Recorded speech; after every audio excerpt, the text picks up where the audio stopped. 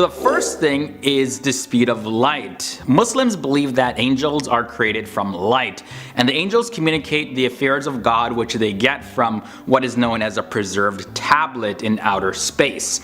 And the speed at which they travel to and from this tablet, it turns out to actually be the speed of light. In the Quran, Surah 32 verse 5, it says, Allah rules the cosmic affairs from the heavens to the earth. Then this affair travels to him a distance in one day, at a measure of 1,000 years of what you count. Hence, in one day, the angels will travel a distance of 1,000 years according to the lunar calendar, because that's what Muslims counted at that time. The belief is that God is saying that the angels travel in one day the same distance that the moon travels in 12,000 lunar orbits. 12,000 lunar orbits or Earth days equals the speed of light. Now, science shows that. Now, the atmosphere protects us is the next thing. So the atmosphere protects Earth from radiation and meteorites.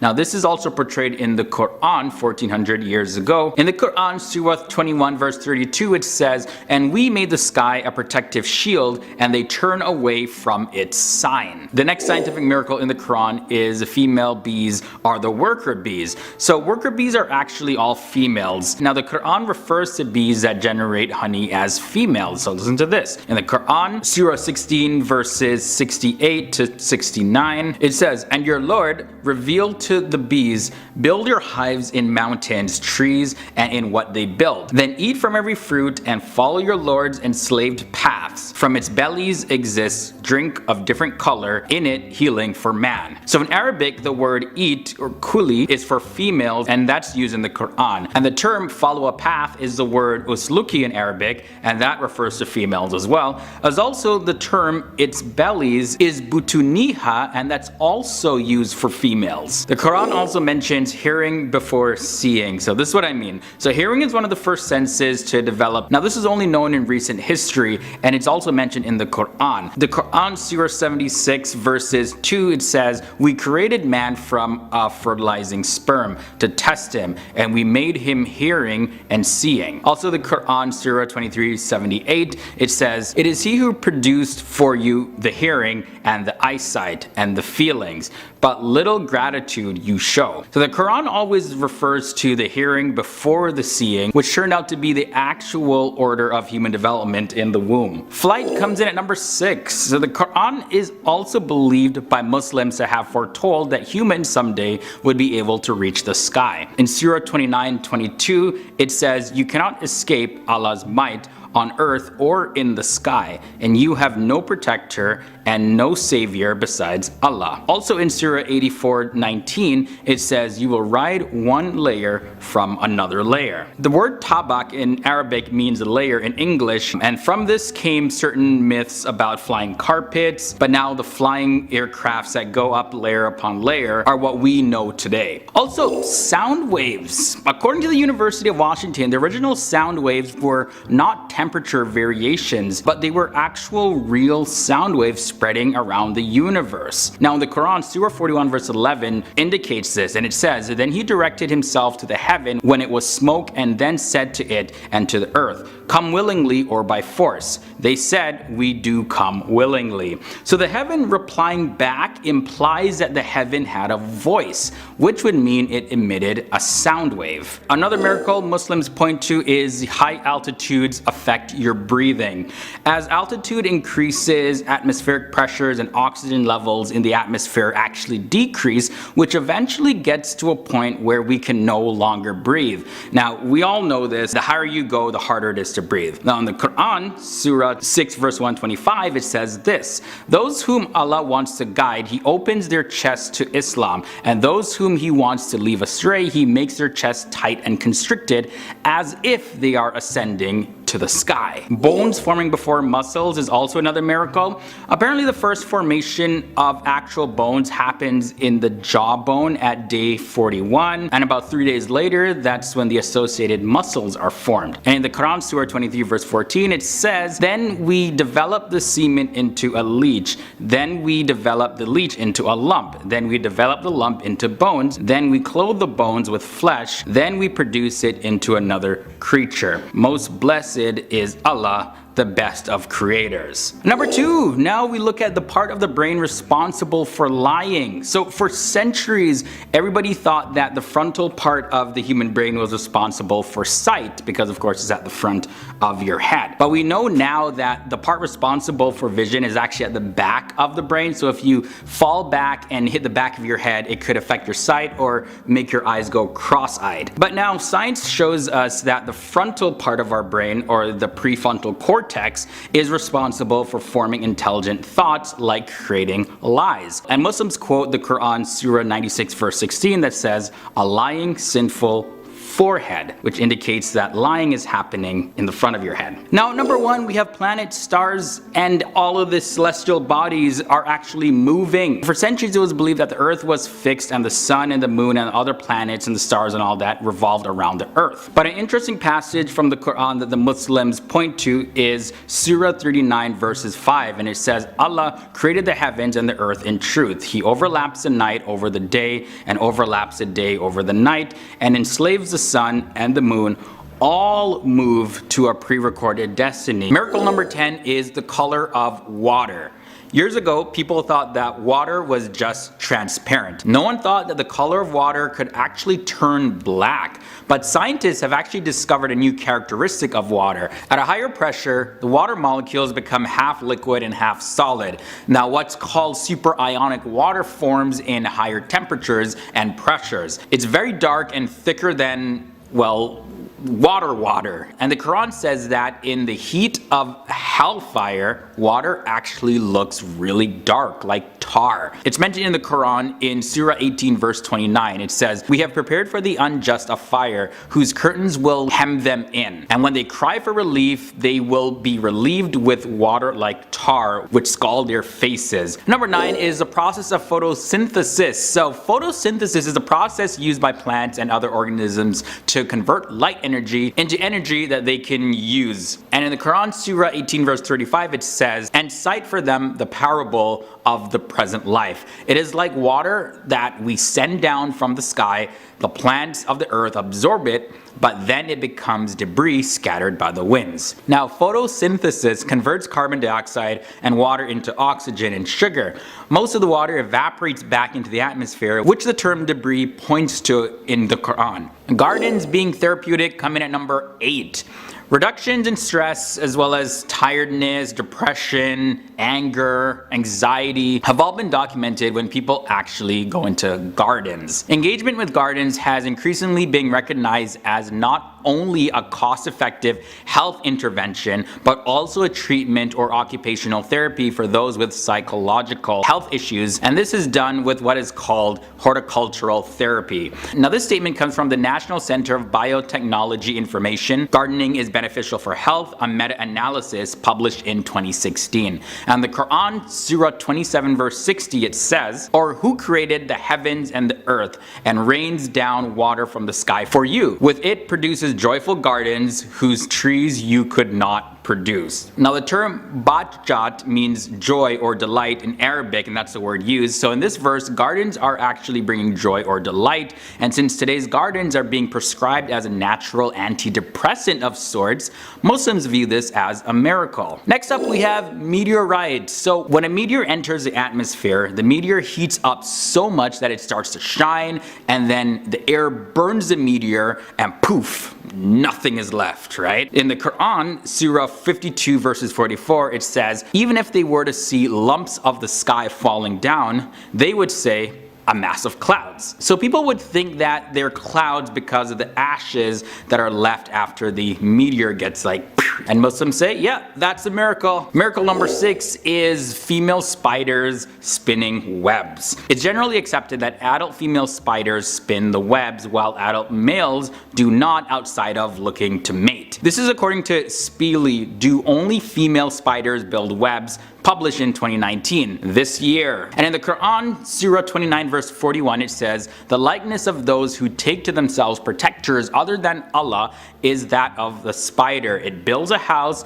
but the most fragile of houses is the spider's house, if they only knew." Now when it says those who take, the term in Arabic is ittakatha, and that's for males. Now ittakatat is for females, and the Quran uses the female version. At number 5, we look at the mountains having roots as well as floating. So the highest point of the earth is in the Himalayas at Mount Everest, standing at 8.8 kilometers high. Now this mountain has actually 250 kilometers of deep roots. This was recorded in Life Science Depth of Himalayan Mountain Roots Revealed back in the year 2010. Now the Quran in 2 places says mountains as pegs, as well as it says, "and mountains he anchored." So pegs are used to hold a tent or something in place, and pegs have a part of it above the ground as well as another part that's into the ground, and the Arabic word means anchored, and this is actually a term that applies to ships floating on water, like when they're anchored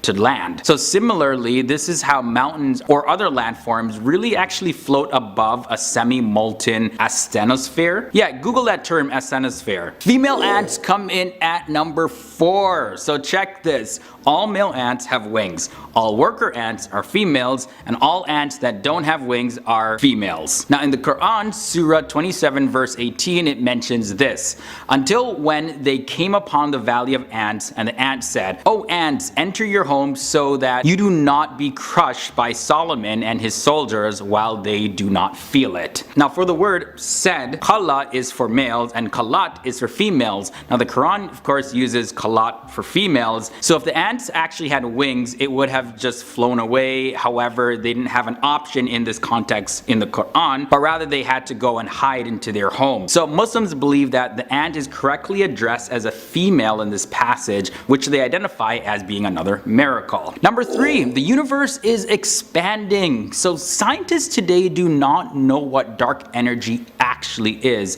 but they do know, however, that it exists and it's causing the entire universe to expand. In the Quran, Surah 51 verse 47, it says, "And the heaven we built with craftsmanship, and we are still expanding." The Quran also said that everything is made of pairs, and today we know that all matter is actually in pairs. So matter and antimatter, electrons and positrons, and so on. And in the Quran, Surah 36 verse 36, it says, "Glory to him who created in pairs all things that the land produces, and their own kind, and other things of that they have no knowledge of." And finally, at number 1, continental drift. So back in the year 2014, the National Geographic published "How do we know the continents are moving?" And this is what they said. 50 years ago, continental drift was a fringe hypothesis rejected by most geologists. Today, the theory of plate tectonics is universally accepted as true and unifies one separate areas of geology under one grand banner. There are mountains of evidence that plate tectonics had taken place in our planet's past. Now, the Muslims point to Quran 27 verses 88, and it says, "You see the mountains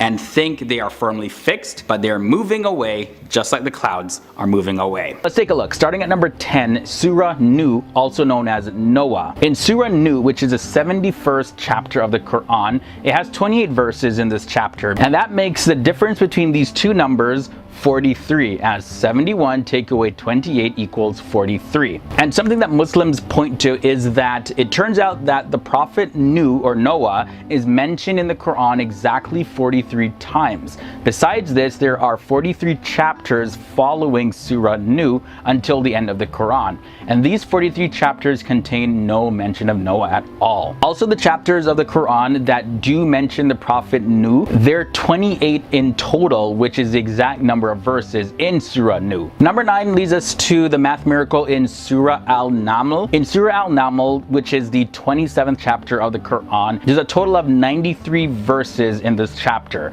Now this chapter begins with apparent random letters, and in Surah 21 verses 1, this is what it says: Ta, Sin. These are the verses of the Quran and a clear book.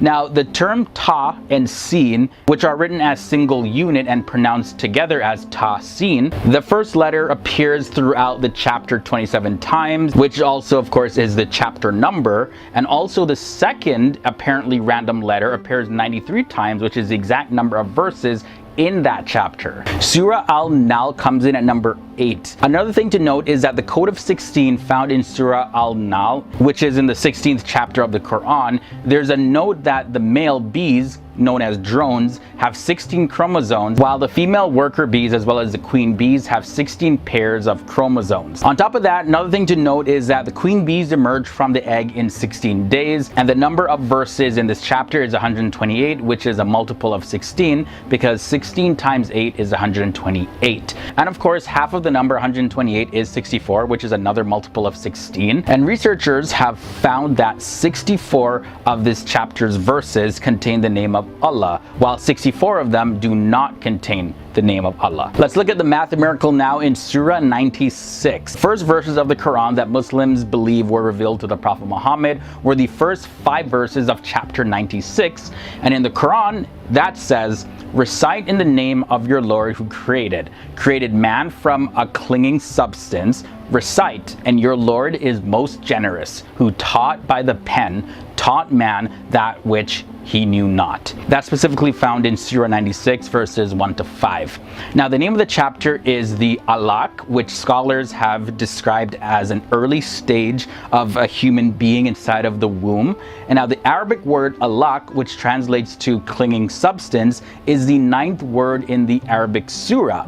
Now, the 9th prime number in math is 23, which is the exact number of DNA chromosome pairs found in humans. The miracle at number 6 involves prime numbers. Prime numbers, which have confused mathematicians for many years. They make up a really strong and recurring key element throughout the Quran.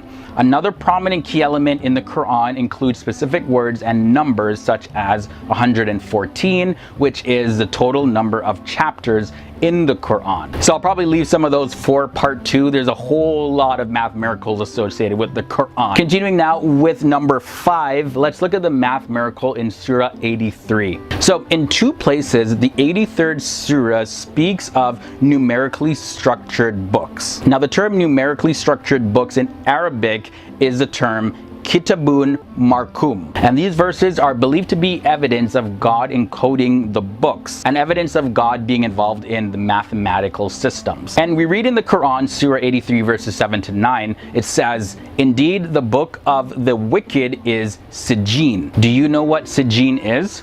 A numerically structured book. The math miracle involving opposites comes next. In Surah 89 verses 3, it says, "And by the even number and the odd number." So, as it's noted in the Quran, the number of angels and devils were both mentioned 88 times. Heat and coolness are both mentioned 4 times. Summer and winter are both mentioned once. Woman and man were both mentioned 24 times. Worry and assurance were mentioned 13 times each, as well as belief and disbelief are both mentioned 9 times. There's also a math miracle found in the 9th chapter of the Quran. So the first statement in the Quran is, "In the name of God, most gracious, most merciful." By the way, that consists of 19 Arabic letters known as the Basmala. It's actually the preface of every chapter except chapter 9 in the Quran. And although it is missing from chapter 9, when you look 19 chapters later, the Basmala happens twice in the Quran. So chapter 27 has a statement at its beginning, and in the verse 30 it says, "Indeed, it is from Solomon," and indeed it reads, "In the name of Allah, the entirely merciful, the especially merciful." So this makes a total number of times that the Basmala occurs in the Quran 114, or 19 times 6 times, which is equal to the number of chapters in the Quran. Number 2 involves a miracle about many different numbers in the Quran. So yes, there are so many different ones, and as a matter of fact, number 7 is one of the main ones that come up in the Quran. So it seems like this number has a strong relationship with the way our universe was actually created and structured according to Muslim theology, because it's believed that the earth actually has 7 layers, as well as the atmosphere atmosphere has 7 layers. It's believed that the universe has 7 different skies. This is often referred to as heavens. The sky, heavens, sometimes are used interchangeably. Also, the number of verses in the Quran that refer to the 7 skies is actually 7. And the first time the number 7 is mentioned in the Quran, it was in chapter 2, verses 29, when the Quran says, "It is He who created for you all of that which is on the earth. Then He directed Himself to the heaven, His being above all creation, and made them 7 heavens, and He is knowing of all things." And the final time the number 7 is mentioned in the Quran is in chapter 78, verses 12, where it says, "And constructed above you 7 strong heavens." And the final math miracle in this episode that I'm going to share with you has to do with the earth. So this is a very fascinating thing. Let's take a look at the number of times that the term month was mentioned in the Quran, and that is 12 times. Day is also mentioned 365 times. Sea is mentioned 32 times. Land is mentioned 13 times. And sea plus land, which is 32 plus 13, equal 45. Now, apparently modern science has only recently discovered that the following figures actually represent the exact proportions of the sea and land on Earth. So the percentage of sea is 32 over 45 times 100%, which is 71%. And the percentage of land that the Earth is made up of goes by the figure of 13 over 45 times 100, which equals 28.8, and a whole bunch of 8s follow there, and that's your percentage. So it's about 71.1% of sea makes up the Earth, as well as 28.8% of the Earth is made up of land. Right into the video, starting at number 10, here we have living things formed from water. And the Quran says, "Do those who disbelieve not see that the heavens and the earth were sewn together, and then we unstitched them, and that we made from water every living thing? So will they not then believe?" And that's taken from Surah 21 verses 30. Also in Surah 24 verses 45, it says, "Allah created every living creature from water." Geological studies have confirmed that water is not only the first and the main compound in all living things, but also it precedes the existence of all created beings. Next up at number 9, we have the duality of creation. The Quran specifically says, "And it is He who spread out the earth and set thereon mountains standing firm and flowing rivers, and the fruit of every kind He made in pairs, 2 and 2, male and female. He draws the night as a veil over the day. Behold, verily in these things are signs for those who reflect." This is taken from Surah 13 verses 3. Here we see things created in pairs. Now there's another verse in the Quran that says, "He who has made for you the earth like a carpet spread out, has enabled you to go about therein by roads and channels, and has sent down water from the sky. With it we have produced diverse pairs of plants." And that's taken from Surah 20 verses 53. The Quran has several verses like this. Another one, as an example, "Glory be to Him who created all the pairs from what the earth produces, and from themselves, and from things unknown to them." And that's taken from Surah 36 verses 36. Moving on now to number 8, we're going to be looking at the female honeybee. Now check this out. Honeybees have 3 various forms. There's a queen bee, that's the reproductive female. Then there's the drone bee, which is the male. And then the worker bees are the non-reproductive females. Each of these have their role. The non-reproductive female bee is responsible for making the honey.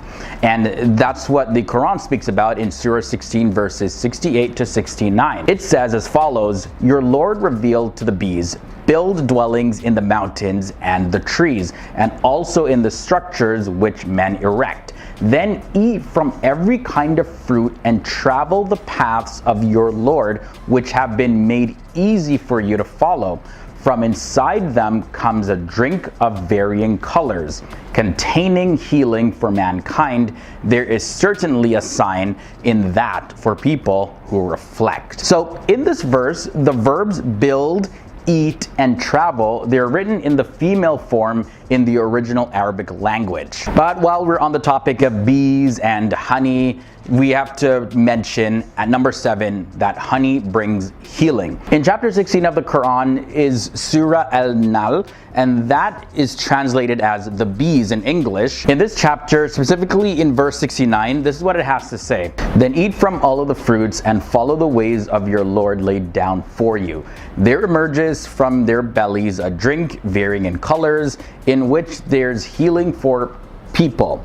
Indeed, this is a sign for those who reflect. So I pretty much just read that in the previous entry, but research now shows that antibacterial and anti-inflammatory properties are found in honey. It also helps against infections and in the regrowth of tissue when our body is healing. Honey also contains antioxidants that help to prevent heart problems and cancer. Let's talk about gender at number 6. The Quran states that one's masculinity or femininity is actually created out of a drop of sperm that has been ejected. And the Quran says the following: He has created both sexes, male and female, from a drop of semen which has been ejected. That's taken from Surah 53 verses 45 to 46. And now it's widely known that human sex is determined by the male's sperm, with the female cells playing really no role in the sex determination process. Another miracle mentioned in the Quran is the alaka that clings to the uterus. Now, the following is a passage from the Quran. It says, "Then we formed the drop into an alaka and formed the alaka into a lump and formed the lump into bones and clothed the bones in flesh and then brought him into being as another creature. Glory be to Allah, the best of creators." This is taken from Surah 23 verses 14. Now, one thing to note is that the Arabic word alaka is used to describe leeches that cling to a body and feed off of the blood inside of the body. And it can be translated to mean a thing that clings to something. So comparing a leech to an embryo at the alaka stage, we can see that there's similarities between the two of them, not just in appearance, but also in function as well.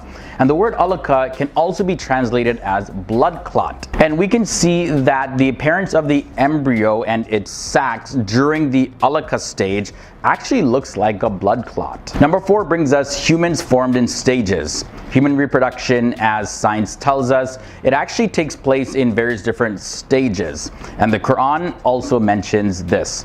In Surah 71, God created you in stages. Also, the Quran says He creates you in the wombs of your mothers in stages, one development after another, in 3 layers of darkness. That's taken from Surah 39 verses 6. Another pretty interesting miracle found in the Quran is about the prefrontal cortex. So check this out. The front part of the brain is called the prefrontal cortex, and it's responsible for coming up with lies. According to PubMed.gov, people who just lie, known as pathological liars, have more prefrontal white matter. And the Quran said that the disbelievers will be dragged from their lying foreheads. In the Quran, Surah 96 verses 15 to 16, we can find a passage that says this: "But no, if he does not desist, he will certainly drag him by the forelock, a lying sinful forelock." Now, this is also translated as forehead. The original Arabic word nasya in this case refers to the frontal lobe of the brain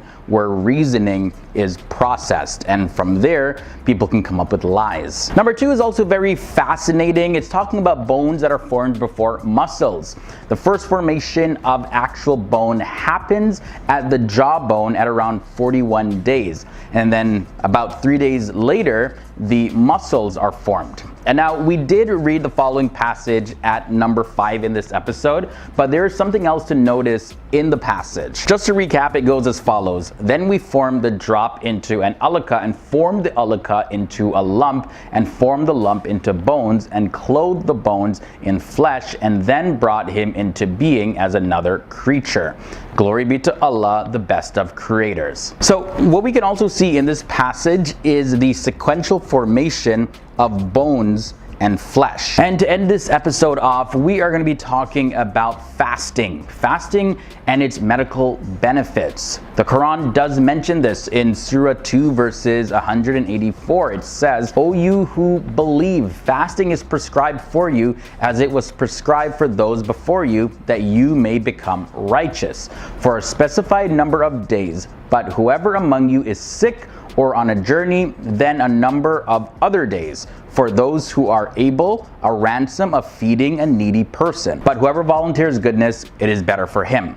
But to fast is best for you, if you only knew." Nowadays, we know that intermittent fasting has been linked to numerous health benefits. And some of those benefits include reducing the risk of diabetes, reducing inflammation in the body, as well as lowering your blood pressure and also balancing your weight. It, however, is recommended that you consult with a medical professional when it comes to fasting, but studies do show that yes, fasting does have many benefits. And just like that, we come to the end of another episode. Really hope you guys enjoyed this one. And just so you know, we do have a similar video if you haven't seen already. We have one titled 10 Surprising Scientific Miracles in the Quran, where we don't just look at the biology, but we look at other sciences. So that video, very interesting one. I highly recommend it. I'll link to it below in the video description section. You'll also find a playlist with similar videos to this, so you can keep on learning. Thank you for joining me in another episode of FTD Facts. Look forward to seeing you in the next one. Later.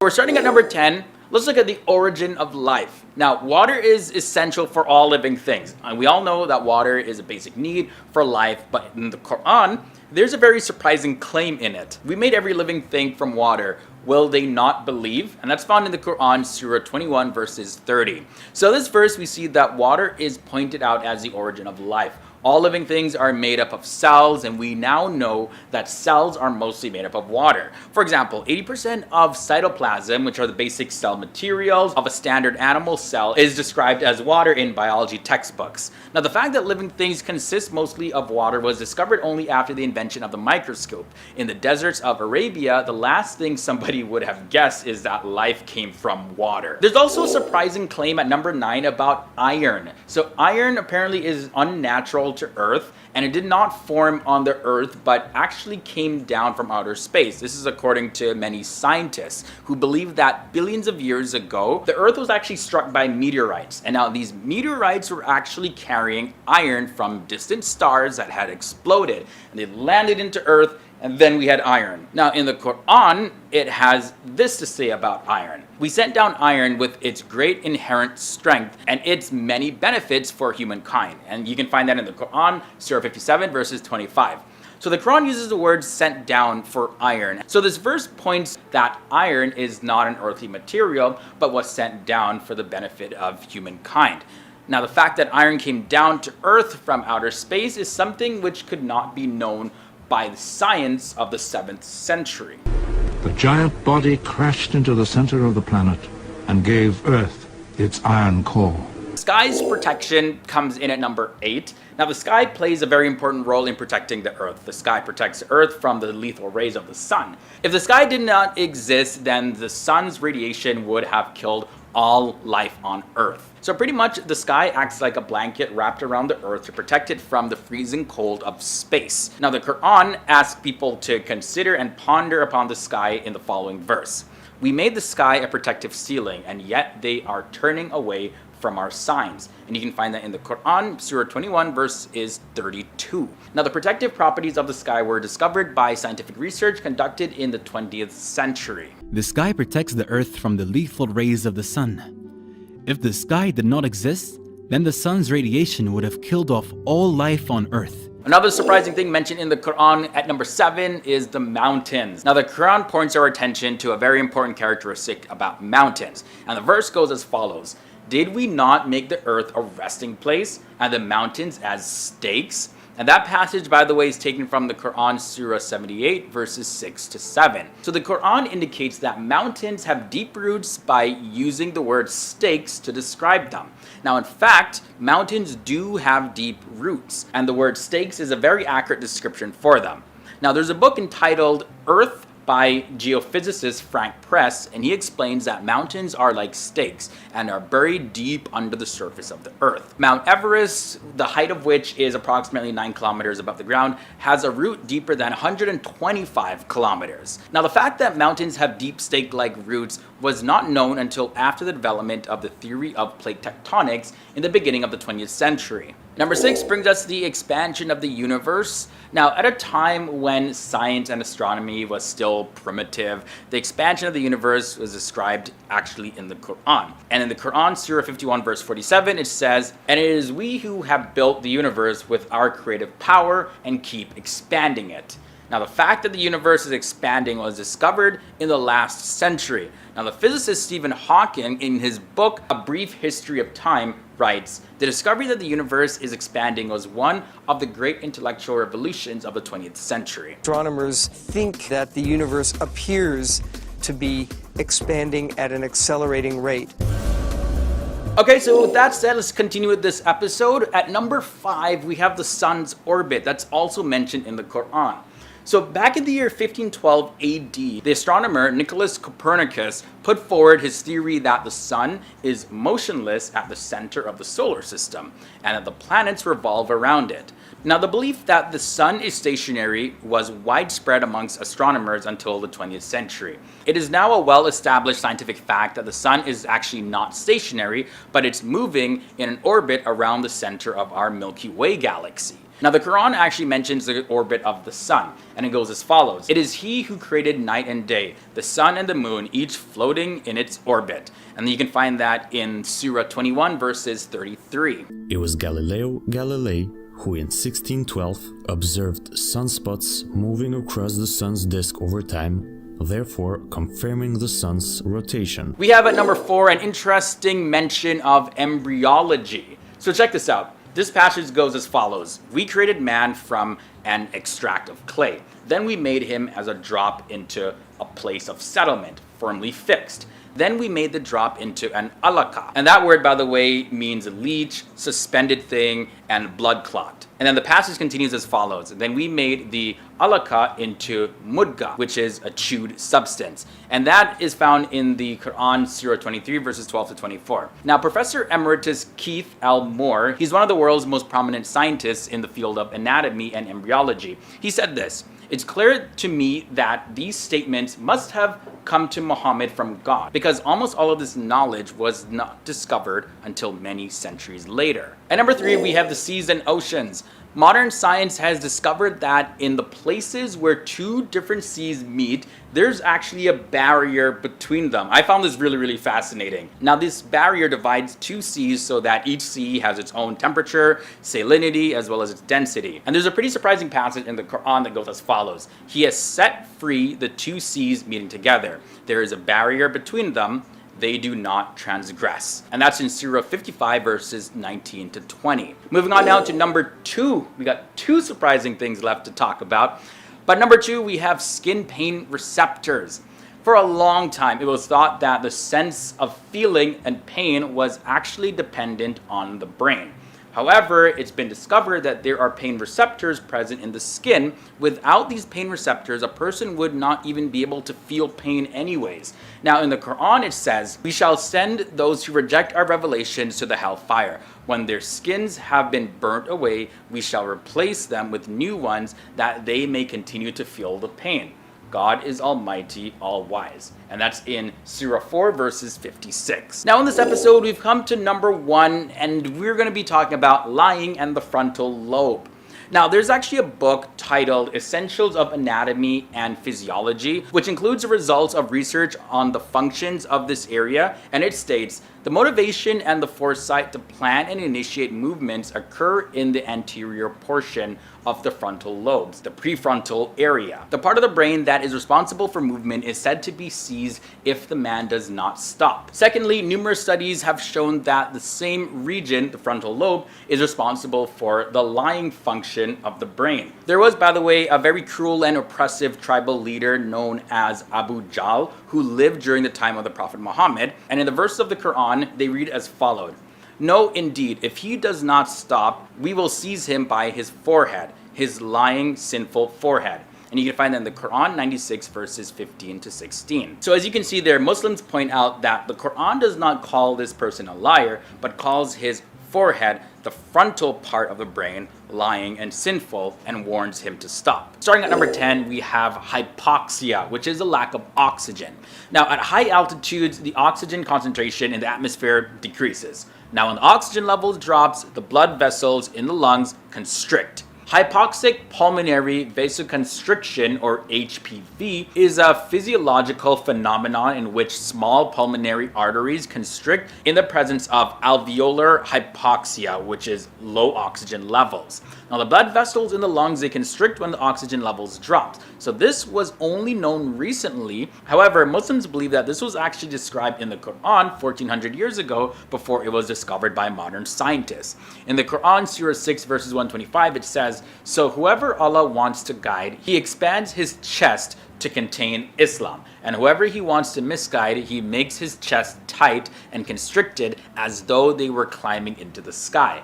Thus does Allah place defilement upon those who do not believe." And at number 9, we have gender. That's found in the Quran as well, how gender is produced. So the father determines the sex of a baby, right? And now the females have the XX chromosomes. And that is that they can only give one X chromosome. But since males have X and Y chromosomes, then men can either give X or Y chromosomes. This means that it is actually the males who determine the sex of a newborn baby by giving either an X or Y chromosomes. Now in the Quran, Surah 53 verses 45 to 46, it says, "And he, Allah, creates pairs, male and female, from sperm emitted." So the Quran states that it is the sperm that determines whether the baby is male or female. But since sperm only comes from the males, this means that it is males who determine the sex of the baby. And it's also very surprising to note that the verse number 46 is the same number of chromosomes that humans have. 23 pairs equal 46 total. Another surprising thing that Muslims highlight from the Quran is the full moon. To have a full moon, the sun, the earth, and the moon have to be aligned. So the full moon occurs at a precise moment in time. So it's the instant when the sun and the moon are aligned on opposite sides of the earth.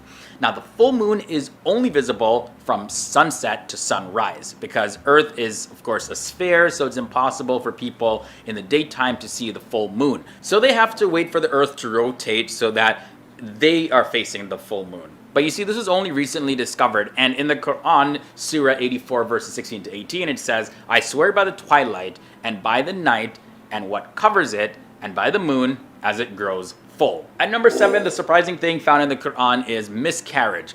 So the researchers have known that during times of stress, the brain releases several hormones, including this one called corticotropin.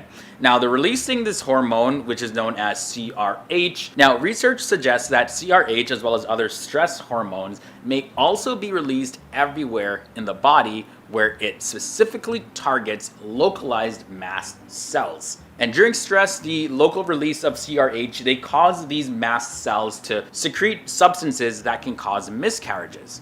And now in the Quran, Surah 22 verses 2, it says, "On the day you see it, every nursing mother will be distracted from that child she was nursing, and every pregnant woman will abort her pregnancy, and you will see the people appearing intoxicated while they are not intoxicated.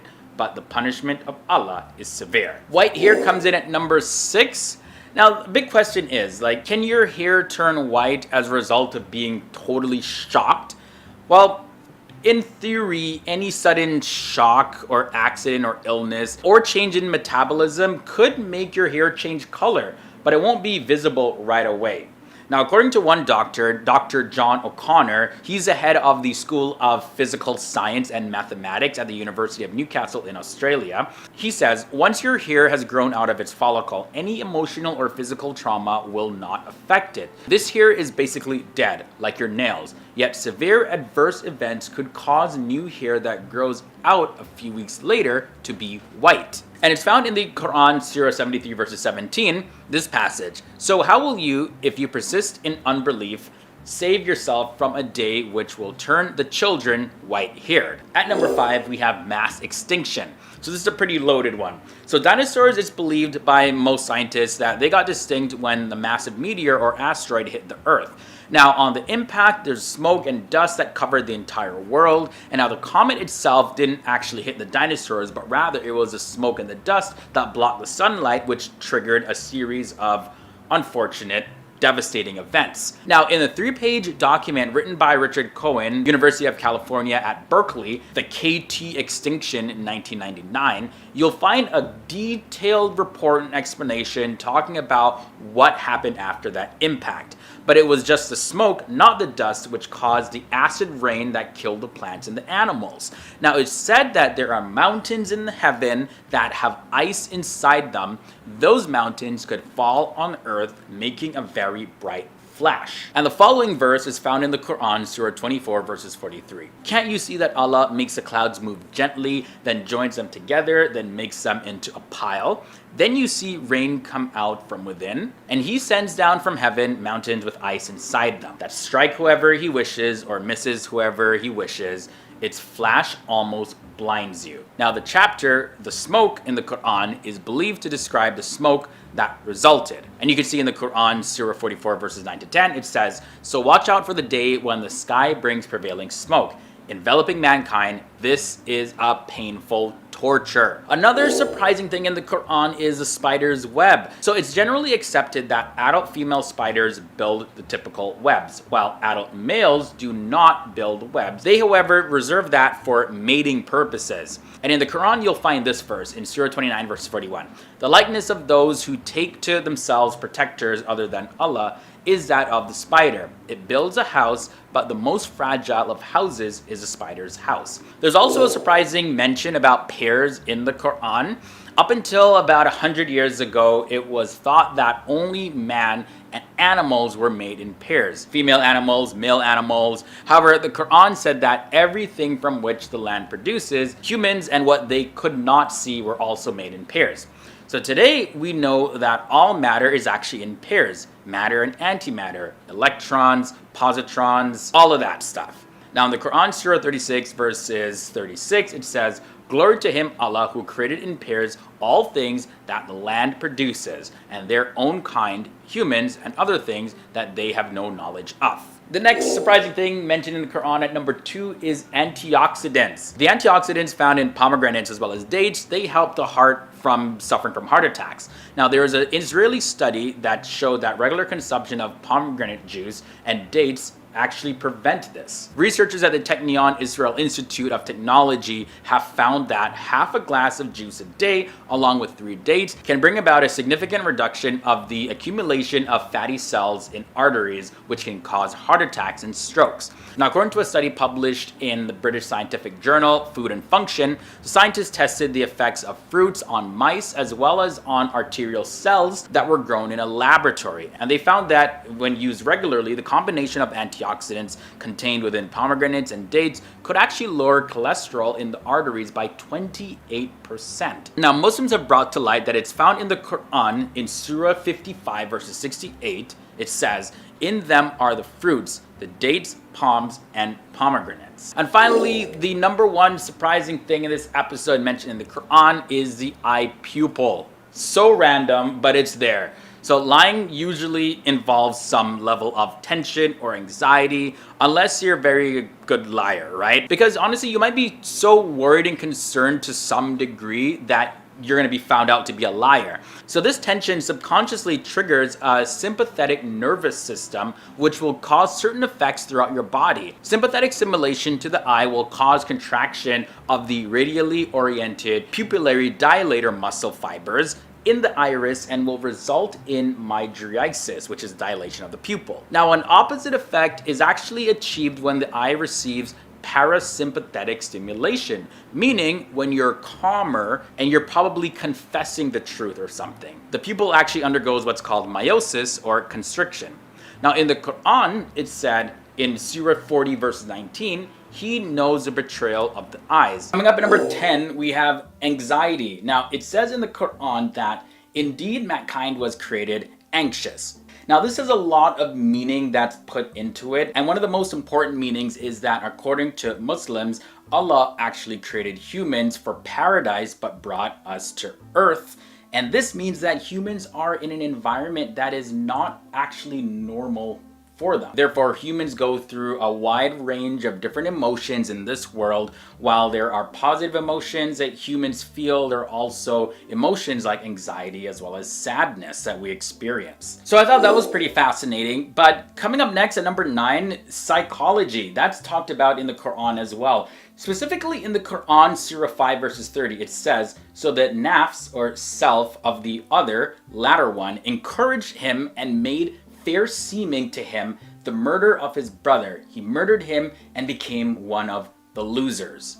Now, the Quran describes what's called the nafs, or the selves, as operating out of one of 3 states. There's the nafs al-amara, which is the commanding self. Then there's the nafs al-alawama, which is the accusatory self. And then thirdly, there's the nafs al-mutmainna. That is the peaceful self. Now, the Quran explains how these states actually command our psyche and tells us what to do.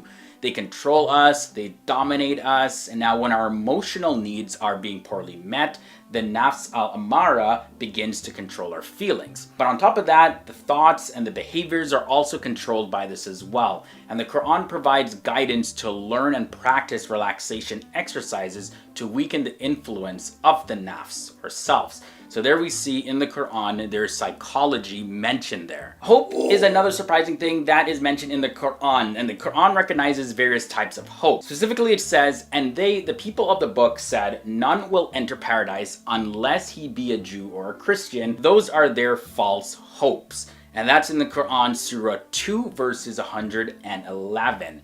Now, there's a term called omniyatun, and those are hopes that lack practical basis in reality and have very little chance of actually becoming real. Sort of like wishful thinking. Then there's wad, and that's a hope of attaining something which is motivated by the love of a certain thing or a person. Now, it can have a positive connotation or a negative connotation based on the circumstances and the context. Like, for example, in the Quran, Surah 15, verses 2, it says, "Perhaps those who disbelieve will wish that they had been Muslim." So that's speaking of a type of hope in a negative connotation. So I also thought that this was pretty fascinating because, obviously hope is linked to religion, but hope being broken down into multiple types of hopes, I didn't expect to see that in the Quran, so that's what I included in this episode. Now, coming at number 7, we have affection and mercy, also stuff that are related to religion in general. But check this out. The Quran says this, "And of his signs is that he created for you from yourselves mates, that you may find tranquility in them.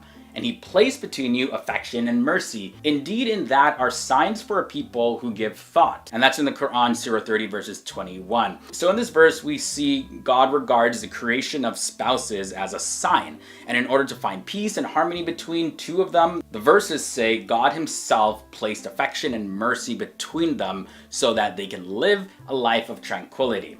Now, the relationship between the spouses is based on affection and mercy. Another surprising thing mentioned in the Quran is sex. So sex has been openly recommended in the Quran. As a matter of fact, Surah 2 verses 222 says this, "When they," which is referring to the wives, "have cleansed themselves after menstruation, you go into them as Allah has commanded." Now, one thing to point out though is that the phrase commanded, it actually doesn't refer to a legislative command or anything like that. And what I mean by that, it's like it doesn't mean that as soon as somebody's wife becomes clean when she's off her period, that you need to immediately go and lay with her. No. But rather, it's referring to the sexual urges inside of human nature. Quran says God put those there, and you gotta use the urges as intended. So yeah, I'll just end that point there in an effort to just make this video as appropriate as possible. Definitely don't want to offend anyone or have this video get flagged on YouTube. Continuing at number 5, we have parents.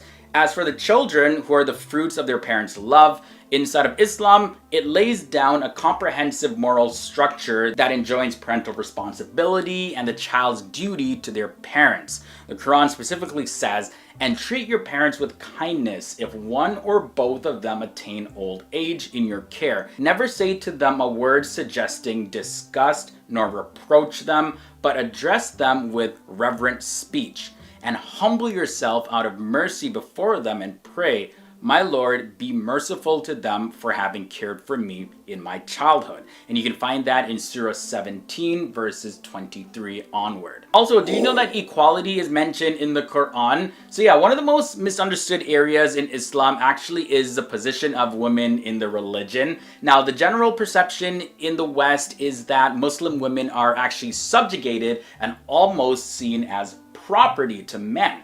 Now, while not all Muslims deal with women as inferior, this unfortunately is true in some parts of the Muslim world, and this treatment is supposedly justified by the religion. However, in the Quran itself, it states that men and women are equal. Period. In Surah 49 verses 13 it says, O mankind, indeed we have created you from male and female and made you peoples and tribes that you may know one another. Indeed, the most noble of you in the sight of Allah is the most righteous of you. Indeed, Allah is all-knowing and acquainted. So in the Quran, there you go. Mankind is male, female, man, woman. Nobody's better, nobody's above anyone. Definitely men and women are different, we're made differently, but men don't own women, women don't own men. Number 3, we have the mention of patience. Now, patience is mentioned in the Quran in 90 places. Patience is made a condition of success and prosperity in the Quran, and specifically the Quran says, O you who believe, persevere and endure and remain stationed and fear Allah that you may be successful. And that's found in the Quran, Surah 3 verses 200. So yeah, it's definitely true. In every area of your life that you are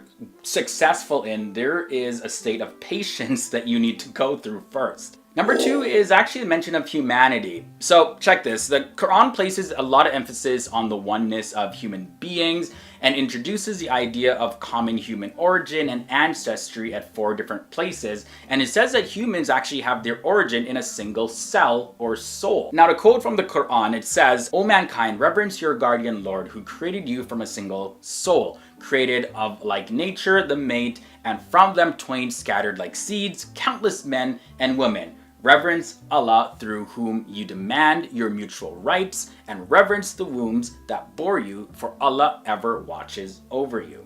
And you can find that in Surah 4 verses 1. So that also kind of ties into the mention of equality of men and women as well. But either way, the last surprising thing that I want to share in this episode that's mentioned in the Quran is forgiveness. Now, forgiveness teaches a person patience and makes a person better for it, as well as stronger and more steadfast in their goals because they don't care what life throws their way. Also, another interesting point is that forgiveness is an attribute that God uses the most generously found in the Quran. Now, it's mentioned in the Quran in a number of places. Specifically, one verse says, and let not those of virtue among you and wealth swear not to give aid to their relatives and the needy and the immigrants for the cause of Allah, and let them pardon and overlook. Would you not like that Allah should forgive you? And Allah is forgiving and merciful. And that's found in the Quran, Surah 24, verses 22.